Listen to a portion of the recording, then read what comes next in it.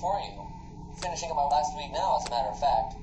So I know it can be a bit overwhelming, but I'm here to tell you there's nothing to worry about. You'll do fine. So let's just focus on getting you through your first week. Let's see, there's an introductory greeting from the company I'm supposed to read. It's kind of a legal thing, you know. Welcome to Freddy Fazbear's Pizza, a magical place for kids and grown-ups alike, where fantasy and fun come to life.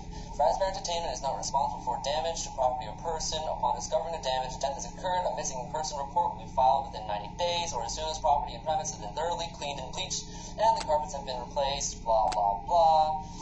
Now, that might sound bad, I know, but there's really nothing to worry about. The animatronic characters here do get a bit quirky at night, but do I blame them? No. If I were forced to sing those same stupid songs for 20 years and I never got a bath, I would probably be a little bit irritable at night too. So remember, these characters hold a special place in the hearts of children, and we need to show them a little respect, right? Okay. So just be aware, the characters do tend to wander a bit. It's like some kind of free roaming mode. Something about their servos locking up, and they get turned off for too long. They used to be able to walk around during the day, too, but there was this bite of 87. Yeah, it's amazing the human body can live without the frontal lobe. Well, considering your safety, the only real risk to you, as a night watchman here, if any, is that these characters, if they happen to see you after hours, probably won't recognize you as a person. They'll most likely see you as a metal endoskeleton without its costume on.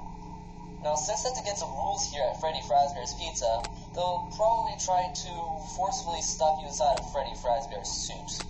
Now, that wouldn't be so bad if the suits themselves weren't filled with crossbeams, wires, animatronic devices, especially around the facial area. So you can imagine having your head forcibly pressed inside one of those would cause a bit of discomfort and death. But the only parts that you see the light of day again would be your eyeballs and teeth that pop out in front of the mask. Yeah, they don't tell you these things when you first sign up. But hey, your first week should be a breeze. I'll chat with you tomorrow. Check the cameras, and remember to close the door only when it's absolutely necessary. You have to conserve power. Alright, good night.